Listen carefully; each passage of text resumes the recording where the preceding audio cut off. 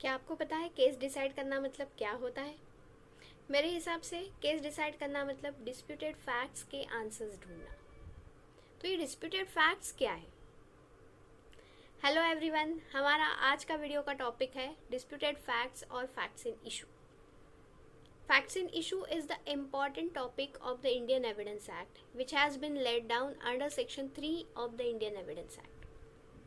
Basically, facts in issue is the foundation on the basis of which parties argue their case. तो facts in issue देखने से पहले हम लोग देखेंगे what is fact. Fact means anything जो मैं देख रही हूँ, जो सुन रही हूँ, या फिर मेरा कुछ ओपिनियन है, या कुछ स्मेल कर रही हूँ, मैं कुछ टेस्ट कर रही हूँ, तो ये सारे क्या रहेंगे? फैक्ट्स रहेंगे।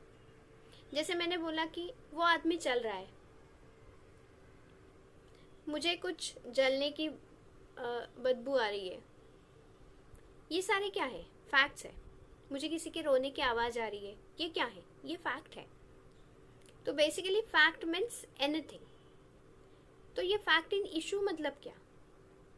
फैक्ट इन इशू का मीनिंग ये होता है कि डिस्प्यूटेड फैक्ट मतलब एक फैक्ट मैंने बता दिया, उसके ऊपर किसी ने डिनाई किया, वो फैक्ट को किसी ने डिनाई किया, तो उसे बोलते हैं फैक्ट इन इशू। जैसे मैंने कहा कि कोई आदमी चल रहा है, दूसरे आदमी ने आके बोला नहीं वो चल कहाँ रहा है, वो तो दौड़ रहा है। तो ये क्या हो गया? वहां पर डिस्प्यूट हो गया, किसी ने आके वो फैक्ट को डिनाई किया, तो वो बन गया fact in issue. Fact in issue देखने से पहले हम लोग देखेंगे कुछ एग्जाम्पल्स। पहला वाला एग्जाम्पल देखते हैं। ए ने बी का मर्डर किया है, तो A is accused of murder B, ये बन गया फैक्ट। लेकिन ये फैक्ट को कोई डिनाई कर रहा है, कोई एक्सेप्ट कर रहा है, तो वहां पर फैक्ट इन इशू क्या रहेगा? Whether A has committed murder और नॉट। और एक वहां पर फैक्ट इन इशू बन सकता है whether A had intention to kill B. Naturally एक पार्टी हाँ बोलेगी, एक पार्टी ना बोलेगी, तो वहां पर क्या बन गया? वो कॉन्ट्राडिक्शन हो गया, इसलिए वो दोनों क्या बन गए? फैक्ट इन इशू बन गए। और एक सिंपल सा एग्जांपल देती हूँ। दो बच्चे खेल रहे हैं, उनके पास कुछ खिलौना है, खिलौना टूट गया।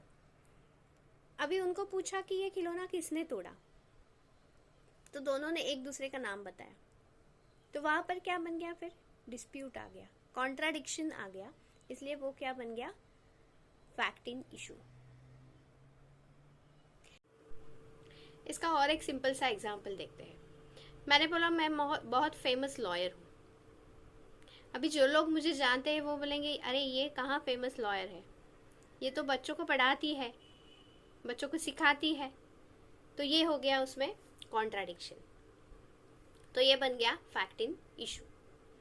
Basically fact in issue are the pieces of puzzles which the court needs to examine very carefully to make a complete picture, या फिर हम लोग कह सकते हैं to make a decision which should be fair and just. मतलब ये सारे पजल के पीसेस है, उन पीसेस को जोड़कर उसे कंप्लीट पिक्चर बनाना है, और वो काम कौन करता है? जज करता है।